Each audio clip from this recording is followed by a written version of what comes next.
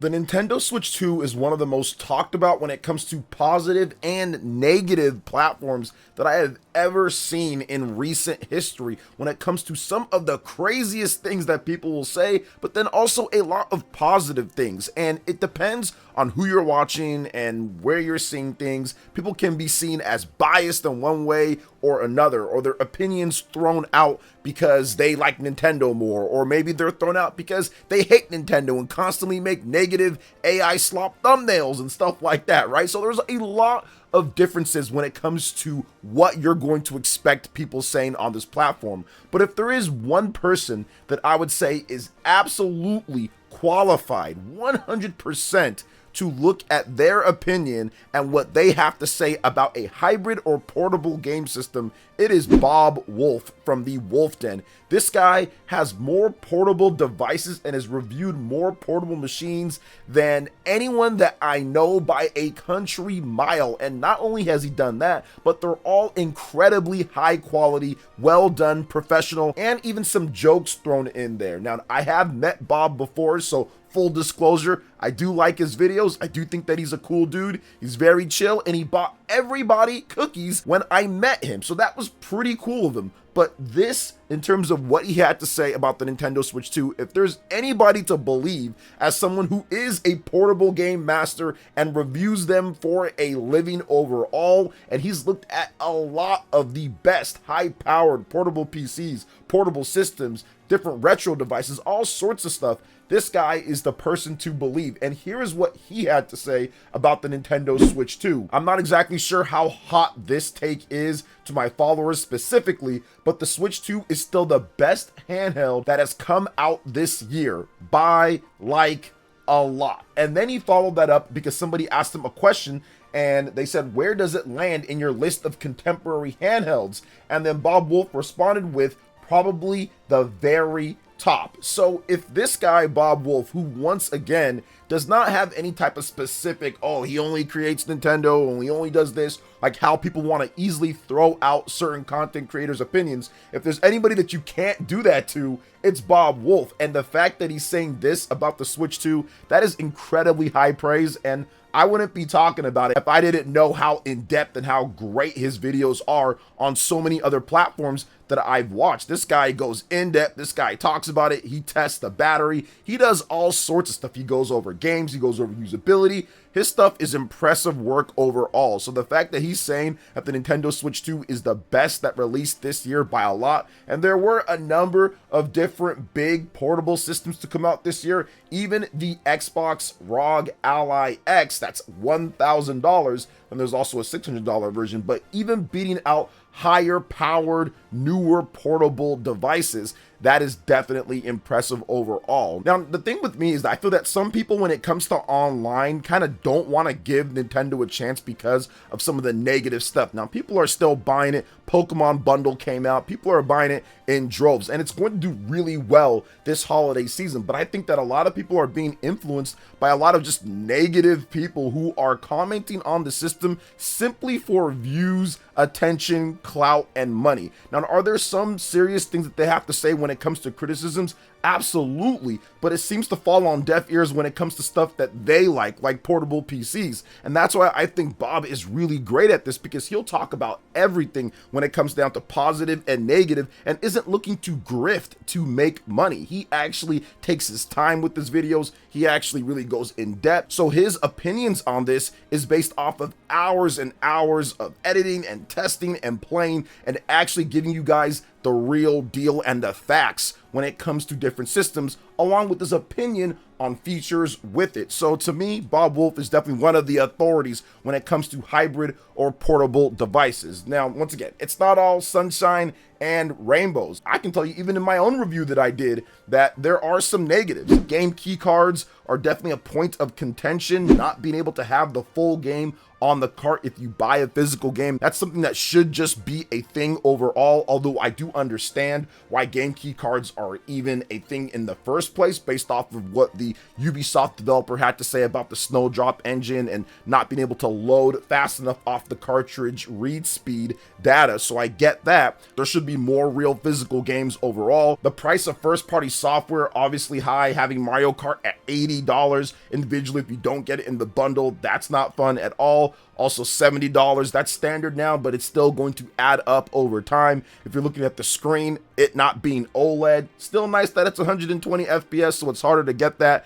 And of course, that's going to jack the price up, but still not having that OLED, especially coming from the Nintendo Switch OLED, that's a little tough for some people. More options for themes and the OS, that would be great. Battery life could be better as well. So there are some things that are common problems with a lot of devices, but definitely you can sit there and say, yeah, with the Nintendo Switch 2, that is an issue overall. But there are a ton of positives, and I think that's the reason why Mr. Bob Wolf had to say what he said. And he even said as much in a tweet follow-up when I quote tweeted him, and he said, I've liked a lot of handhelds that have come out this year, so it's easy to overlook just how great the Switch 2 is. There's a lot that I don't like about it, but there's a lot that I don't like about a lot of things, LOL. So yeah, he's incredibly critical when he needs to be, which is how he's supposed to be when it comes to somebody who does this full-time overall. And I think that if you're looking at a lot of the positives, that's what he's saying here too, which I will have a link to his Nintendo Switch 2 review video and all that, or his channel. I'll have a link for you guys in the description if you haven't already checked it out, but he's a pretty big channel.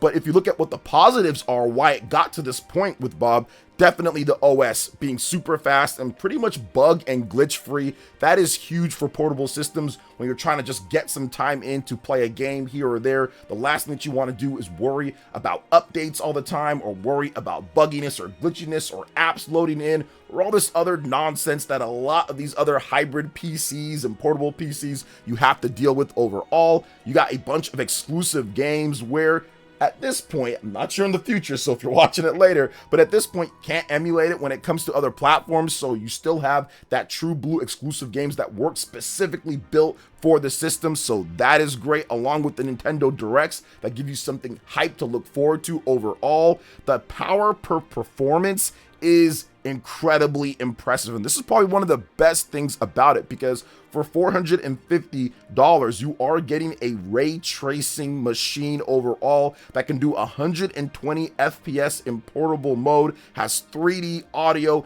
and a lot of bells and whistles that people didn't think Nintendo was even gonna get close to doing overall when it comes to ray tracing, or when it comes to HDR, or when it comes to a lot of these other things. I didn't expect 120 FPS screen, I know that. I thought they might go with a 60, 720p screen or something like that and kind of save on that, but then also put that into somewhere else when it's docked, and you still get the benefits of the system being stronger or unlocking more, being able to run faster when it comes to the GPU, CPU when it's docked as well. And speaking of the dock, you get all of the cables to hook up to your TV, you get the official dock, and you get 2 controllers, all of that packed in there as well. A lot of the other portable PCs do not come with that, and if you want an official dock from Valve or from ROG Ally and all of that, it's going to cost you $80 plus on top of that. So the Switch 2 actually comes with that. And if you're looking at it for price per performance, Star Wars Outlaws, that is pretty much one of the centerpiece games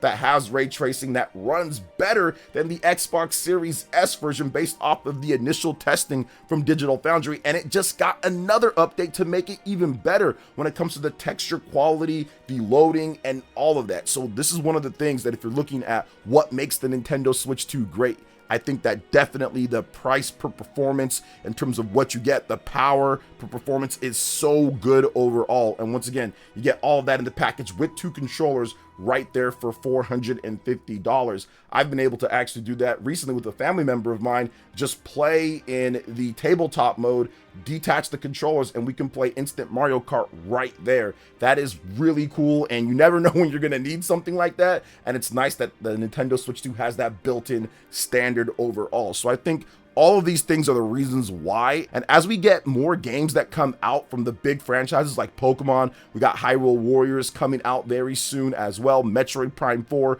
Kirby Air Riders. Next year is going to be Fire Emblem. We're probably going to get an announcement for a brand new 3D Mario game, and there's going to be Zelda, there's going to be Super Smash Bros., there's going to be Animal Crossing. So as we get these other big games that really push the Nintendo Switch 1 to historic sales, I think that the opinions of some people are going to change, or they're going to continue grifting, of course, to make their money. But I think a lot of, I would say, the online opinion from some of the most critical people is going to start turning, as I've seen so many people pick up the Nintendo Switch 2 simply for Pokemon Legends ZA getting that bundle, and people still picking up the Mario Kart World bundle, or just picking up the Nintendo Switch by itself and buying certain and select third-party games. A lot more Japanese support stuff like Hades is dope to have as well. So it's very good to see that from the very beginning with the Nintendo Switch 2, and probably one of the positive benefit things, especially if you're comparing it to the Nintendo Switch 1 compared to Switch 2, there was barely any third-party developers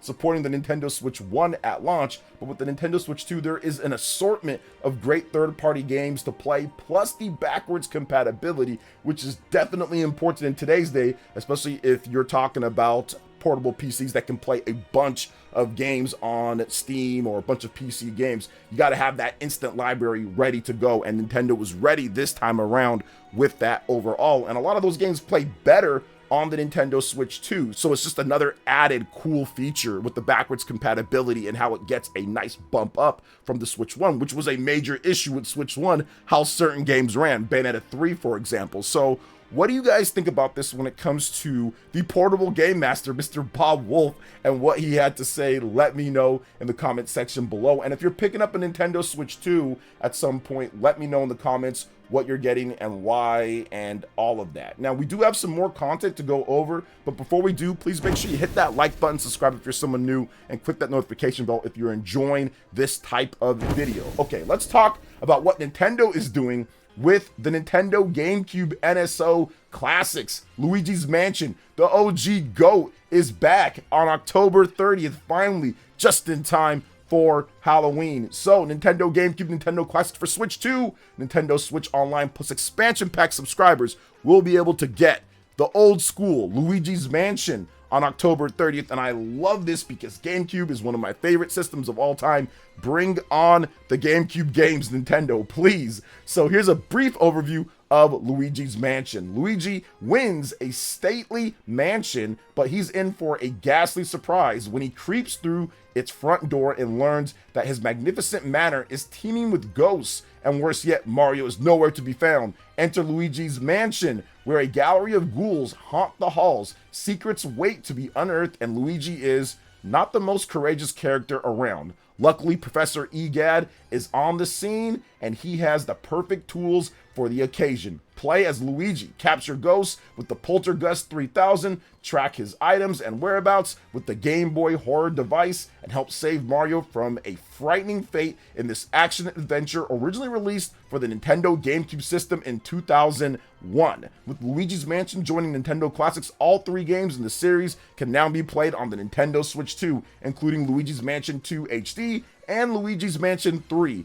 Take all 3 adventures for a spooky spin this Halloween. So definitely good to see here overall that Luigi's Mansion is now finally going to be playable next week. And the cool thing too is because you can play all of them like Nintendo did put out here. You can play all the different games, Luigi's Mansion 1, Luigi's Mansion 2, Luigi's Mansion 3, all on the same system. We do need some updates though. I will keep this one a buck overall. We do need some updates when it comes to Luigi's Mansion 3. It would be great to be able to play that game in 60 FPS on the Nintendo Switch 2. So I'm hoping that Nintendo will put out an update for that game. I mean, it plays okay at 30, but considering how good the game looks from a graphical perspective, even on the Nintendo Switch 1, getting that game to run at 60 and at 4K on the Nintendo Switch 2 would be absolutely incredible. So I'm hoping that we actually get that at some point too. So very good there. So what do you guys think about Luigi's Mansion coming over to the Nintendo Switch 2 NSO members as the service continues to build some pretty good value? I know I'm going to be playing it.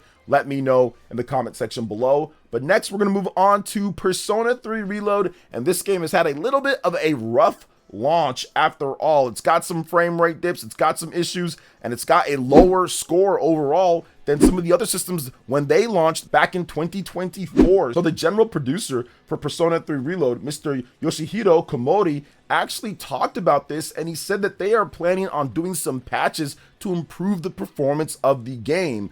But he also gave a reason why it's not just there already. So the question was this: the demo that was recently released on the Switch 2 eShop shows the game running at 30 FPS, but with some frame rate hiccups. Is the team hoping to have those problems worked out for the final release of the game? And here's what he had to say: "We are currently taking steps to improve this. Since careful QA is required, it was difficult to address this in time for the main game's release, but will be in future patches." So that right there tells you that they rushed the game. The game was absolutely rushed out to make the release date, maybe because they have other games that are launching and they don't want it to interfere, and they wanted to just get this one out before the holiday, before some of the other big games, and to have it out and just say, okay, well, we'll just patch it as we go along. People are going to buy it or not. It already sold millions of copies on Xbox, PlayStation, and PC, so this is just the extra version to come out, and we can probably get some sales too for people who don't care about those extra little frame rate dips, especially if you're coming from Switch 1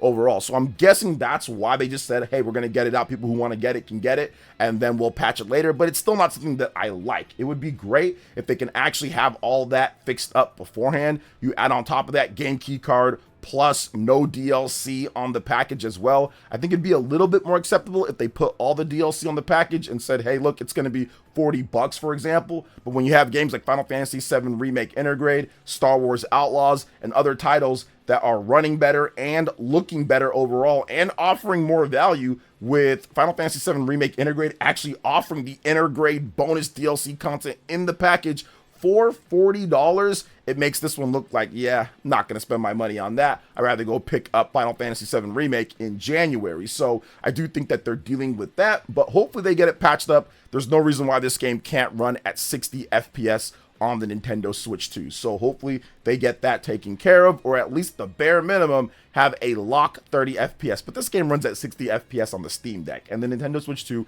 is stronger than the Steam Deck. So they should be able to get it to 60, and I hope that they actually do down the line. So what do you guys think about Persona 3 Reload? Let me know in the comment section. But that's going to wrap it up for everything that we're going to talk about here, guys. Thank you so much for watching. I do appreciate it. Please make sure you hit that like button, subscribe if you're someone new, click that notification bell, and check out my other Nintendo Switch 2 RPG content and more right here on screen. Thanks for watching, and we'll catch you guys for the next one. Peace.